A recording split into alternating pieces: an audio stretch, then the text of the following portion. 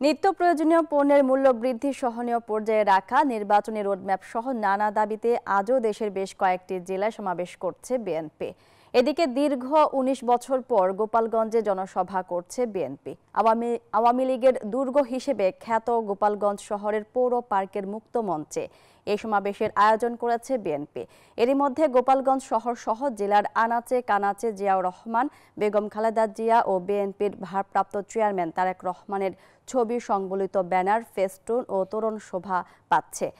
এ জনসভাকে কেন্দ্র করে নেতাকর্মীদের মধ্যে সৃষ্টি হয়েছে উৎসবের আমেজ। খুলনার সমাবেশে বিএনপির ভারপ্রাপ্ত চেয়ারম্যান তারেক রহমানের ভার্চুয়ালি যোগ দেওয়ার কথা রয়েছে।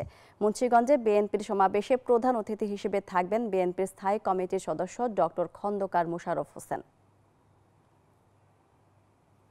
গোপালগঞ্জে বিএনপির সমাবেশের খবর জানাতে আমাদের সঙ্গে যুক্ত হচ্ছেন সহকর্মী সামিউল আলিম। আলিম, সাধারণ মানুষ বিএনপির এসব দাবিকে কিভাবে দেখছে জানাবেন।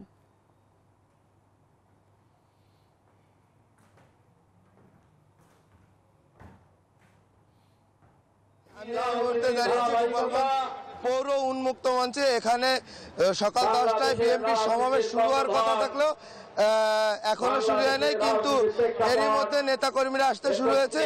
এই মহাবেশকে কেন্দ্র করে নেতাকর্মীদের কিছু দাবি রয়েছে। এই দাবি বিষয়ে আমরা শুনতে একজন নেতাকর্মীর সাথে কথা বলবো। আসলে আপনার যদি একটু বলতে।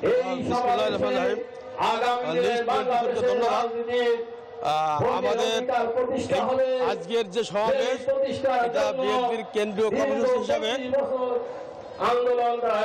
বিএনপির কেন্দ্রীয় কর্মসূচির অংশ হিসাবে সারা বাংলাদেশের সমস্ত জেলাগুলিতে এটা অনুষ্ঠিত হচ্ছে। সেই ধারাবাহিকতায় আজকে গোপালগঞ্জ জেলা বিএনপির উদ্যোগে সমাবেশ। এই সমাবেশের দাবি আমাদের ভারপ্রাপ্ত চেয়ারম্যান তারেক রহমান এই দেশ পুনর্গঠনে যারা আমাদের ৩১ দফা দিয়েছেন, ৩১ দফা এই মেসেজটি এখানে পৌঁছে দিতে চাই সকলের কাছে। এবং আজকে দ্রব্যমূল্যের ঊর্ধ্বগতি, সেই ঊর্ধ্বগতি মানুষের নাবিশ্বাস হয়েছে। এই নাবিশ্বাস যাতে না ওঠে, সামনে রমজান, মানুষ যেন শান্তিতে রমজান পারে, এই দ্রব্যমূল্য নিয়ন্ত্রণে রাখা। এবং আজকে সারা দেশের আইন শৃঙ্খলা অবস্থার অবনতি হয়েছে।